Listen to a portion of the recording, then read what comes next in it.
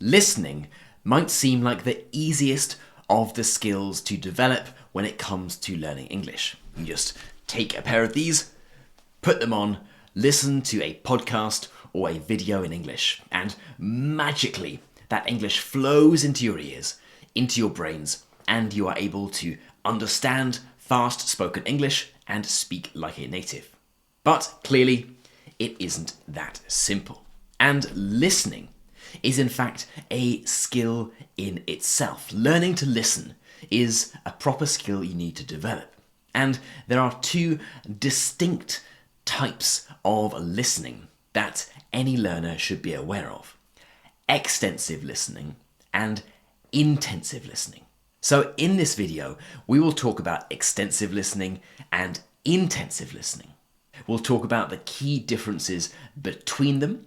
We'll talk about the different type of skills that they help you develop, and some of the different pieces of research that have been done in terms of which is best, intensive or extensive. We'll talk about when you should listen extensively and when you should listen intensively. And stick around to the end of the video, as I will talk about a technique that no one really seems to be talking about, that I think combines the best of both. So first, we will talk about extensive listening. Now, what extensive listening is listening to lots of enjoyable, interesting, and relatively easy to understand English. And the goal is to understand the gist, the overall meaning of what is being said, without worrying too much about individual details. So if you're listening to something and you don't understand a word, don't worry too much about it. Perhaps you'll understand it through context, perhaps you'll understand it later on. Just don't worry too much. The goal is about listening to something for an extended period of time, hence extensive, but listening for general sense and meaning. So it might be listening to your favorite podcast. Perhaps that's even English Learning for Curious Minds. Perhaps it's listening to a show that you like. It can be anything at all. The focus is on listening to something that isn't so hard and not worrying too much about not understanding every single word. So if you could understand 70-80% of what is being spoken without a dictionary, without pausing to look anything up, that is an ideal type of material for extensive listening. In terms of the length, they should be relatively long enough to listen to for extended periods. So 10, 20, 30, even 40 minutes is perfect for extensive listening. And perhaps even longer if you can stay motivated and pay attention for that long. Intensive listening, on the other hand, is much more focused. It's not extensive, it's intensive. And if you're listening intensively, you are listening out for the details and you are trying to analyze every single word, right? If you're doing an intensive listening activity, you need to be understanding every single thing. If you don't understand, you need to pause and look those words up. Often, if you go to a formal English class, your teacher might give you a fill-in-the-blank exercise or some kind of exercise where you really have to understand every single word, or practically every single word, otherwise you won't be able to do the exercise. You should also listen out for particular sounds, connected speech, different ways that different speakers pronounce different words, and so on. So you're really interrogating the language that you are listening to. This is an intensive activity, so it's something that will often be repeated multiple times. For this reason, it's better to choose short clips or to take short parts of longer clips and work with them intensively multiple times rather than try to choose a longer clip. For example, choosing a 20-minute podcast and saying, I'm going to work with this intensively, is probably not a great idea because it will just take you a very long time to go through the entire podcast. And work with every single sentence as intensively as you need to be doing with intensive listening. So the key difference between extensive and intensive. First, the length, the duration of what you're listening to. Extensive, you'll listen to things for a long time, so you should be comfortable enough listening to something for 20 minutes, half an hour, or so on. Intensive is for a much shorter period, so 1, 2, 3 minutes. Second is what the goal is, what the focus of the activity is. Extensive listening is all about prioritizing overall comprehension and understanding. You should be listening for gist and also for your own enjoyment, right? It should help you learn to start enjoying consuming content in English. Whereas intensive listening is all about prioritizing details, where you are treating what you're listening to as a learning exercise, as language to be interrogated and learned from. And the third difference, if we're getting really technical, is that extensive listening prioritizes what people call top-down processing.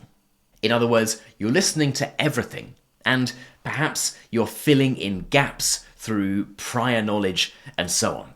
It doesn't matter if you don't understand everything, but you're kind of understanding things through the overall context. Intensive listening, on the other hand, is bottom-up processing. So it's taking all the individual bits of language, analyzing them, and forming meaning from that. So now we've defined what they are and how they are different. Here comes the question you've probably been waiting for: which is best and which should you be doing to improve your English? Spoiler alert, both, but for different reasons. They are two distinct strategies, and they both have their benefits. Now, I read a bunch of different research papers on the subject when researching this video. I'll put a link to them below, but I'll try to summarize what I found. Essentially, intensive listening is often best when it comes to getting good marks on exams, trying to pass certain tests, and so on, because you are really working with language, working with vocabulary, and engaging with it in a way that you don't do quite so much with extensive listening.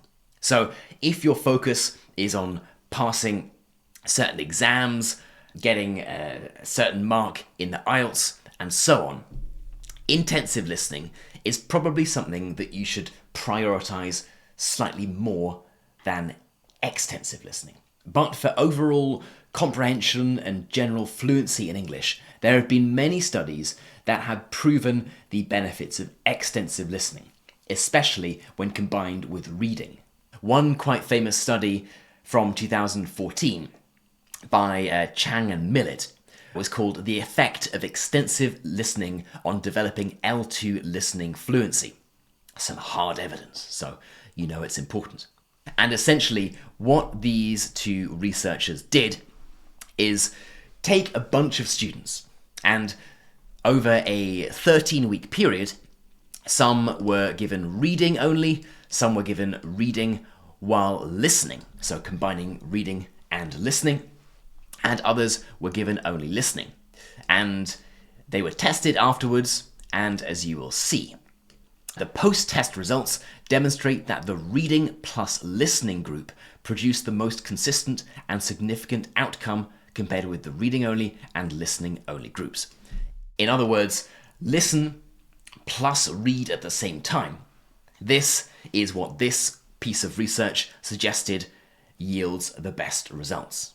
When it comes to vocabulary acquisition, in other words, learning new words, what most research seems to suggest is that extensive listening is best from the point of view of kind of learning and acquiring new language. But this can be reinforced with intensive listening.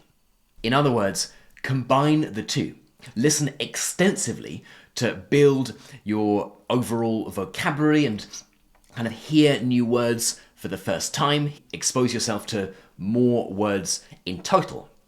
But combine this with some kind of intensive listening activity, so you're really focusing on new words and phrases.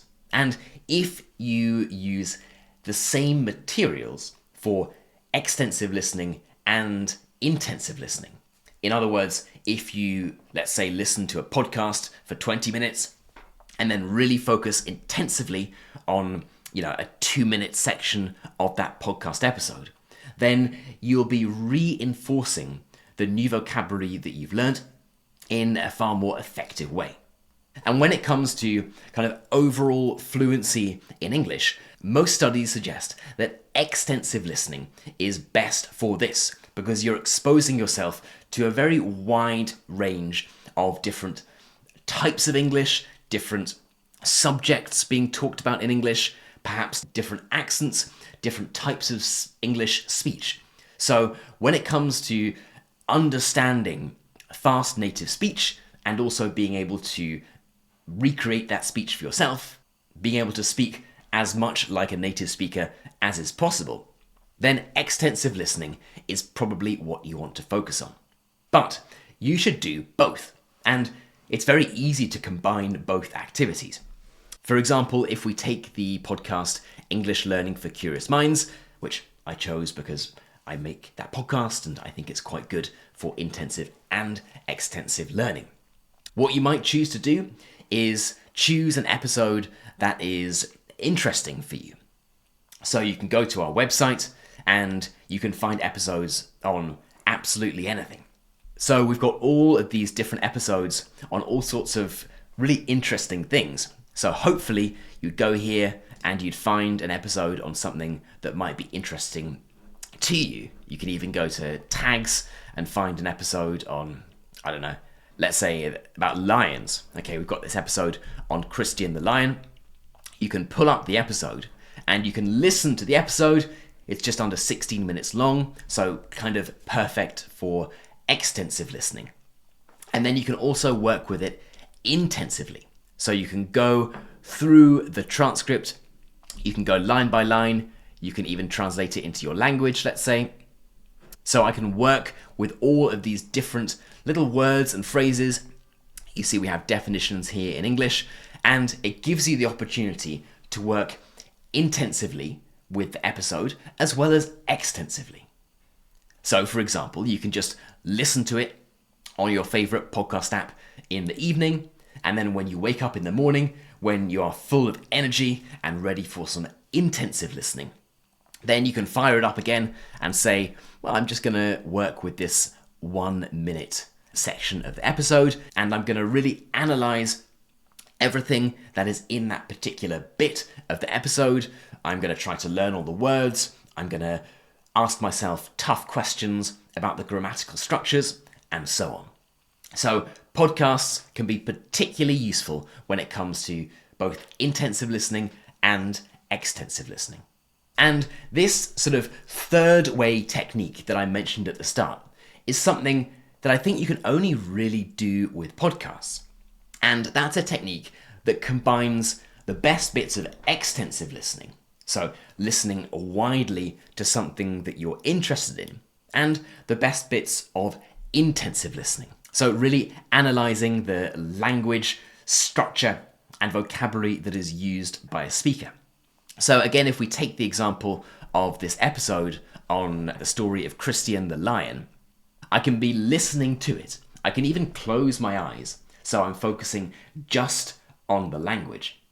And if there is a particularly interesting word or phrase, even if I'm in my extensive listening kind of phase, I can just open my eyes.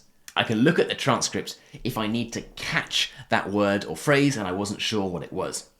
I can just hover over the word to see the definition, or I can just translate it into my language, and then I can just return to my extensive listening activity, closing my eyes if that's what I want to do. So I think podcasts can be super helpful when it comes to combining intensive and extensive listening, allowing you to get the best of both worlds. I should say also that I made another video about how to use ChatGPT with podcasts to create lots of these intensive listening activities. I will link that video down below as well. And I'll also put a link to this big database full of ChatGPT prompts that you can use with podcasts to create intensive listening activities. That is it for this video. I hope you found it useful, and I'll catch you in the next one.